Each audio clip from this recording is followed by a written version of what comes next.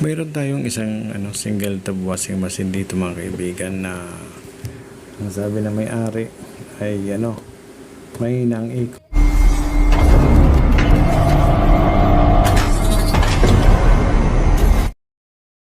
at ang tubig kapag nagdi-drain ay konti-konti yung labas. So ang gagawin natin, lagyan ng tubig itong washing machine para makita natin ang ikot ng pulsator. Pero bago yan, ay kung bago ka pa lang napadpad sa aking munting channel, ay huwag mong kalimutan mag-like, mag-comment at mag-subscribe. So ang ginawa natin mga kaibigan ay nilagyan na natin ng tubig. So hindi natin siya pinuno or halos magkakalahati lang nilagay natin, at para malaman natin kung gaano kabilis o gaano kalakas ang ikot ng washing machine na ito.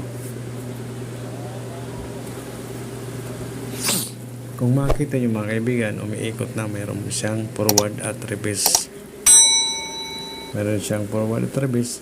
At ngayon ang gagawin natin mga kaibigan ay pigilan yung ikot ng washing machine. So ibig sabihin, kung mapipigilan natin ang ikot ng washing machine, ay maaari may problema ang belt or di kaya ang hélice or pulsator. So ang tawag niya mga kaibigan ay hélice or pulsator. So kung nakikita niyo mga kaibigan, ay umiikot yung tornilyo or nakakabitan ng pulsator. So ibig sabihin, maaring maluwag na ang pulsator. So ang gagawin natin dyan ay palitan ang pulsator. So ang ginawa natin dyan mga kaibigan ay tinanggal natin dyan sa pagkakabit para makita natin.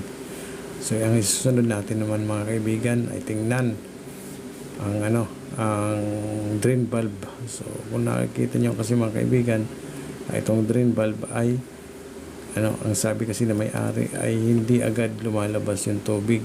So kailangan natin tingnan, baka mamaya ay puno na ng dumi itong drain valve. So ayun nga mga kadiskarte, binuksan na natin ang drain valve. Ayan, kung makikita nyo, ay meron din mga himol-mol. Ayan, yung mga dumi na galing doon sa mga nilalaban natin o nilalabahan. Tapos may mga putik. Kaya pala mahina ang buhos ng tubig dahil puno na ng putik ang hose ng washing machine. Kumbaga ang ginawa natin dyan mga kaibigan ay binuhusan natin ng tubig para mawala ang putik, ang dumi.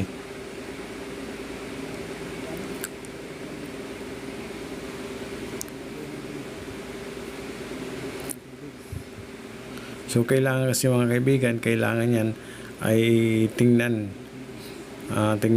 mga 3 times a month para hindi mabuo or hindi matigil yan yung dumi, hindi may puna ng dumi para hindi mabarahan.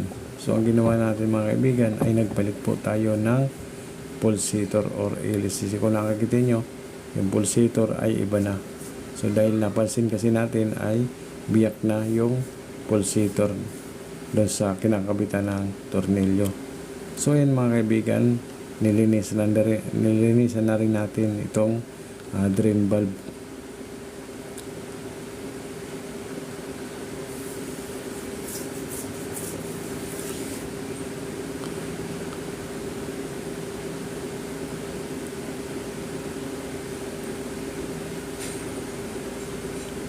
So ayan mga kaibigan, isusunod naman natin itong hose dahil nakita natin yung hose ng washing machine ito ay putol na. So nagbili na rin tayo ng bagong pamalit dito, pero bago natin papalitan yan, dahil may tubig, kailangan mga kaibigan ay tanggalin yung tubig. So nagkuha tayo ng tuyong basahan para mawala yung tubig na dumadaloy dyan sa lalagyan natin ng hose. So kailangan malinis or tuyo yung hose. So ito na mga kaibigan yung bagong hose na ipapalit natin. So ang ginawa natin dyan mga kaibigan ay nilagyan ng rugby yung dulo ng hose. So kailangan mga kaibigan lagyan ng rugby yan para hindi mag-leak or hindi tumagas ang tubig once na tayo ay maglalaba na.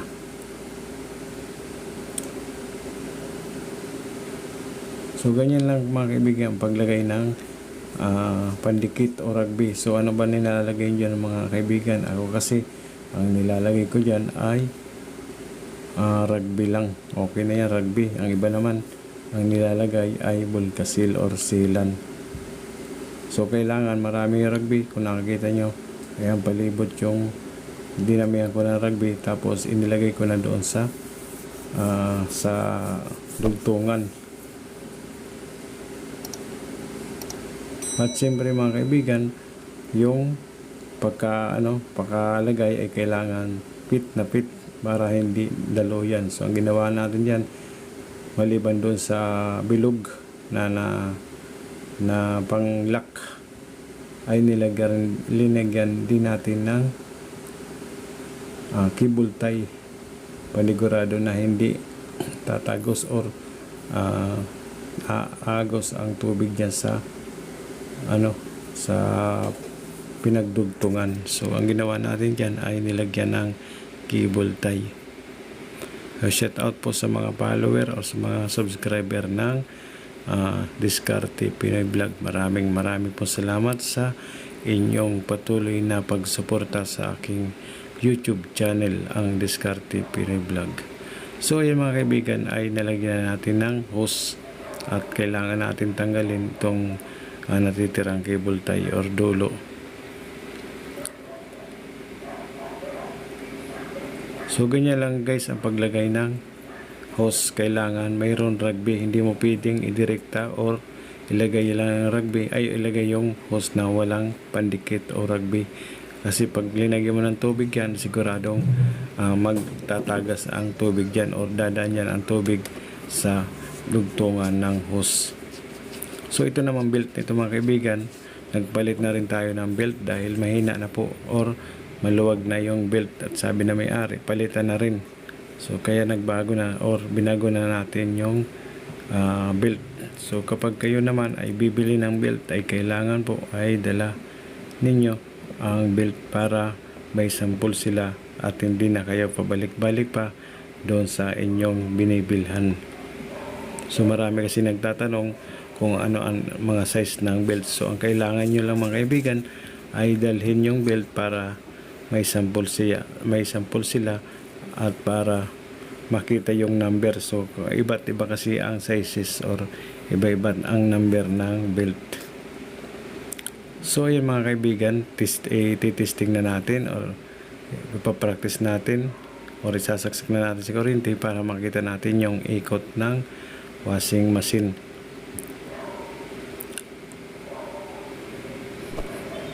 So ayan guys, okay na po yung ikot. So bali yan yung pinalit kong pulsator or LC. So ayan guys, tapos na ang ating ginawa at okay na po yung ikot. Na palitan na natin ng hose, naayos na natin yung daluyan ng tubig or drain valve, nagpalit na rin tayo ng pulsator. So ayan yung mga problema guys, yung pulsator, yung hose at yung daluyan ng tubig or drain valve. So inayos na rin natin. So hanggang dito na lang guys, sana po ay nagkaroon po kayo ng kaunting kaalaman tungkol po dito sa ating ginawang washing machine. Maraming salamat at ingat po kayo.